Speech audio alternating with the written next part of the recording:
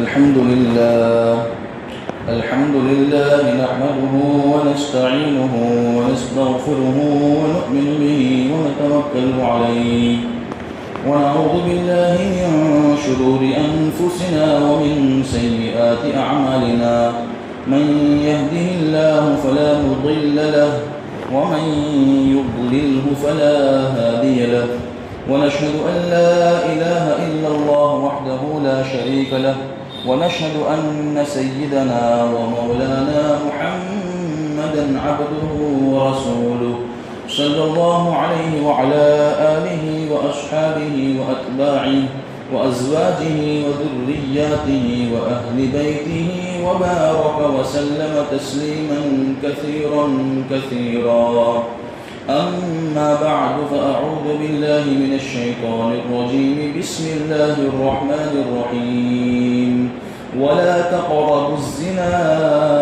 إنه كان فاحشة وساء سبيلا. وقال النبي صلى الله عليه وسلم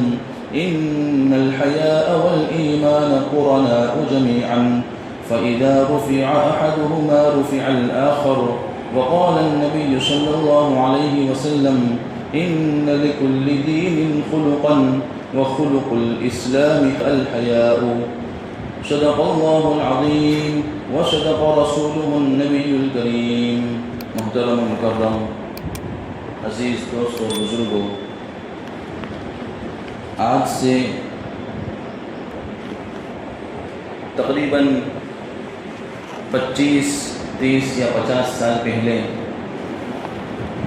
انسان کی حالت یہ تھی کہ جب رات کو وہ کھلے آسمان کے نیچے اور ٹھنڈی ہواؤں کے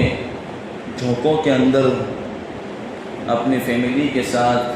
اپنے رشتہ داروں کے ساتھ چارپائی کے اوپر جب سوتا رہتا تھا رات کے سناٹے کے اندر، اس وقت اس کی حالت یہ ہوا کرتی تھی کہ وہ ستاروں کے جو خوبصورت مناظر سے لطف اندوز ہوا کرتا تھا، آسمان کی بناوٹ کے اوپر وہ غور و فکر کیا کرتا تھا. اور آج زمانہ یہ ہو چکا ہے کہ وہ ستاروں کے اوپر پہنچنے کی بات کر رہا ہے، بلکہ انسانوں کا اور سائنسدانوں کا تو یہ دعویٰ ہے اور وہ لوگ اس بات کی تصدیق کر چکے ہیں. ان کا کہنا ہے کہ آدمی چاند تک بھی پہنچ چکا ہے، لیکن اس کے باوجود بھی جو برکات اور جو سکون اور اطمینان اس زمانے میں ہوا کرتا تھا وہ آج ختم ہو چکا ہے. جس چین اور سکون، راحت و آرام آج انسان اس کا رونا رو رہا ہے، جو پہلے میسر تھا، آج وہ ساری چیزیں آدمی اپنے ہاتھوں سے کھو چکا ہے. اور اس کے کھونے کی وجہ بھی خود انسان ہی ہے. انہوں نے ہی اپنے ہاتھوں سے ایسے کرتوت کیے، اپنے دل و دماغ کو ایسی بری جگہوں پر استعمال کیا جس کے نتیجے میں وہ ساری چیزیں آج انسان کھو بیٹھا ہے. اور اس کی وجہ، سب سے بڑی وجہ یہ آج کے زمانے میں موبائل اور انٹرنیٹ ہے، اور ان دونوں کا اس زمانے کے اندر اس کا سب سے زیادہ غلط استعمال. ویسے انسان نے بہت ترقی کی، اور ترقی کرتے کرتے جیسا کہ میں نے پہلے کہا کہ بہت اونچی منزلوں کو وہ حاصل کر چکا ہے، اپنے بڑے بڑے اہداف کو وہ کور کر چکا ہے، اپنے مقاصد کو پورے کر چکا ہے. لیکن ان کی نئی نئی ٹیکنالوجیز کے اندر ایک technology mobile phone, cell phone کی ہے اور انٹرنیٹ کی ہے، اور اس کے بھی بڑے فائدے ہیں کہ اگر کسی آدمی کا ایکسیڈنٹ ہو گیا، ایکسیڈنٹ کے نتیجے میں اس کو کوئی ایسی سرجری لینے کی ضرورت پیش آئی جس کے نتیجے میں یہاں پر اتنا بڑا ڈاکٹر موجود نہیں ہے، اتنا بڑا طبیب یہاں پر ہمیں میسر نہیں ہے، تو وہ دنیا کے کسی بھی کونے کے اندر سے وہ ایک بڑا ڈاکٹر پورے دنیا کے ڈاکٹروں کو ایک اپلیکیشن کے اوپر، انٹرنیٹ کے اوپر جمع کرتا ہے، میٹنگ کرتا ہے. میٹنگ کے اندر اس کے سارے پرابلمس حل ہو جاتے ہیں، سارے مسائل اس کے آسان ہو جاتے ہیں، اور اس طرح کر کے ایک آدمی کی جان بچ جاتی ہے. اسی طرح دنیا کے اندر بڑے بڑے ماہرین اسکول کالج کے اعتبار سے، یونیورسٹیز کے اعتبار سے اور دینی مذہبی لائن کی محنت اور دینی مذہبی علمی اور ایجوکیشن والی باتوں کے اعتبار سے بھی اگر ہم دیکھنے جاویں تو پوری دنیا کے اندر سے دنیا کے کسی بھی کونے کا ایک ماہر وہاں کھڑا ہوتا ہے اور وہ اپنے علوم کو اور اپنے علم کو اگر دنیا کے کسی بھی کونے میں پہنچانا چاہتا ہے تو اس کو پہنچا سکتا ہے، اور آسانی کے ساتھ اس سے استفادہ کرنے والے، فائدہ حاصل کرنے والے، اور اگر ان کو فائدہ پہنچانا ہے تو فائدہ پہنچانے والے اپنے علم کا فائدہ پہنچاتے ہیں، اور علم سے فائدہ حاصل کرنے والے اپنا فائدہ حاصل کر رہے ہیں۔ دین کی باتوں کو پہنچانا بڑے آسان طریقے سے آدمی انٹرنیٹ کا یوز کر کے اس کو پہنچا سکتا ہے، یہ سارے اس کے فوائد ہیں۔ لیکن یہی چیز یہ سانپ کی طرح کہ جس طرح اس کے ایک تھیلے کے اندر زہر ہوتا ہے اور ایک تھیلے کے اندر اسی زہر کا تریاق ہوا کرتا ہے، اسی طرح یہ موبائل تریاق بھی ہے اور زہر بھی ہے کہ اسی کے ذریعے زہر بھی پھیل سکتا ہے اور اسی کے ذریعے آدمی اپنی جان بھی بچا سکتا ہے۔ یہ موبائل کے جتنے فائدے ہیں اس سے کئی گنا زیادہ اس کے نقصانات ہیں، اور نقصانوں میں سے ایسا نہیں ہے کہ صرف آدمی کی دنیا ہی کا نقصان ہو،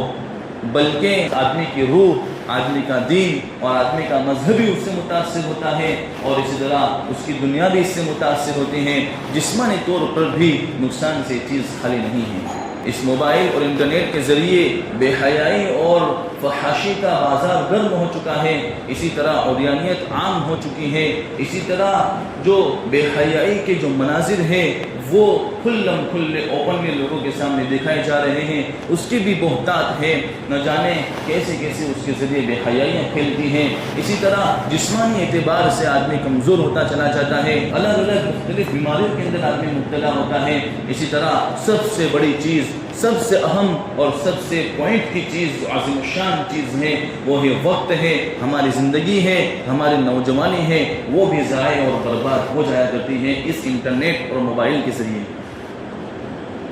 اور ساتھ ساتھ میں بے حیائی کا عام ہو جانا، اسی طرح جوا جو پہلے کے زمانے میں اور موبائل کے زمانے سے پہلے، انٹرنیٹ کے زمانے سے پہلے والے زمانے کے اندر جس کو برا سمجھا جاتا تھا، اس کے الگ الگ مختلف جگہوں کے اوپر اڈے لگائے جاتے تھے، وہاں پر ایک شریف خاندان جانے سے کتراتا تھا، سمجھتا تھا کہ یہ بری چیز ہے، وہاں پر نہیں جانا چاہیے، چنانچہ وہ شریف خاندان تو اس سے بچا رہتا تھا۔ لیکن موبائل کی نحوست اور اس کا اثر آج یہ ہے کہ اچھے سے اچھے خاندان والا آدمی بھی اپنے گھر کے اندر باعزت طریقے کے ساتھ جوا کھیلتا ہے، کبھی فلاں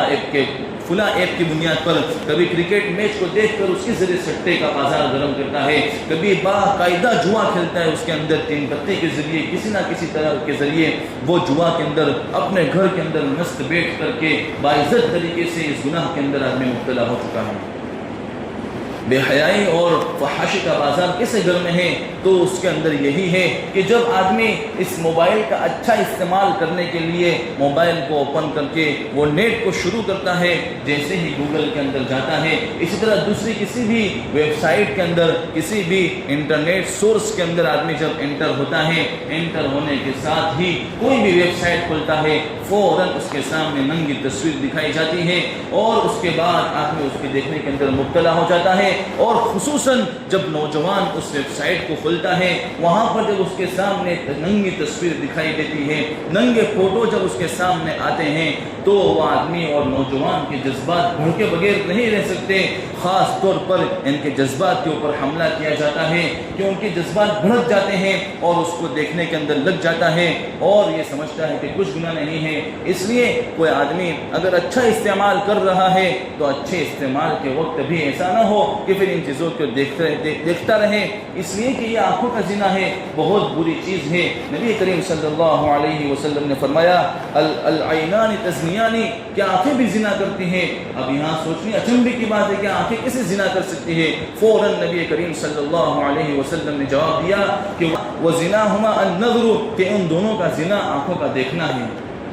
اور بری چیزوں کو دیکھنا ہے، بے حیائی کی چیزوں کو دیکھنا ہے، نامحرم کی طرف اپنی نگاہوں کو اٹھانا ہے اور ننگی تصویروں کو دیکھنا ہے، بری حرکتیں جو موبائل کے اندر بلو فلموں کے ذریعے، اسی طرح کھلم کھلی اور اوپنلی ویڈیوز اور کلپس کے ذریعے آدمی اس کے اندر دیکھتا ہے اور اپنے آپ کو اس کے اندر کھپا دیتا ہے، دماغ کی بھی کمزوری ہوتی ہے، جسم بھی تھکتا ہے اور آدمی کے اعصاب کے اندر تناؤ اور کھینچتان کی بیماری پیدا ہو جاتی ہے، سر درد کے اندر آدمی مبتلا ہو جاتا ہے، اس کی نیند حرام ہو جاتی ہے، اسی طرح آدمی دل کا مریض ہو جاتا ہے، بلڈ پریشر کی اس کی بیماری ہو جایا کرتی ہے، کبھی بلڈ پریشر بہت زیادہ ہائی ہو جاتا ہے، کبھی بہت زیادہ لو ہو جاتا ہے۔ اسی طرح اس کا سب سے بڑی بیماری، سب سے بڑی کمزوری یہ ہے کہ آدمی کی یادداشت اور اس کا ذہن بہت ہی زیادہ گرم ہو جایا کرتا ہے، بہت ہی زیادہ کند ہو جایا کرتا ہے، بہت ہی اس کا حافظہ کمزور ہو جایا کرتا ہے، حافظے کے اندر پختگی بالکل ختم ہو جاتی ہے۔